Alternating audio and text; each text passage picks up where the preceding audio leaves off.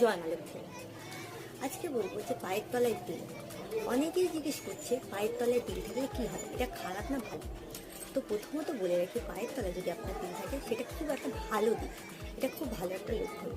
যদি আপনার পায়ের তলায় তিল থাকে আপনি সবসময় সম্মান পাবেন, সব সময় সব কিছুতে আপনি আগে থাকবেন, সব কাজে আপনি দায়িত্ব আগে নেবেন, সব জায়গায় আপনি ওপরেই থাকবেন। অনেকগুলো মানুষের মধ্যে যাদের পায়ে তিল থাকে তারা সব জায়গায় অনেকটা আগেই থাকে, এগিয়েই থাকে, আর সব কিছুতে সাকসেস পায়।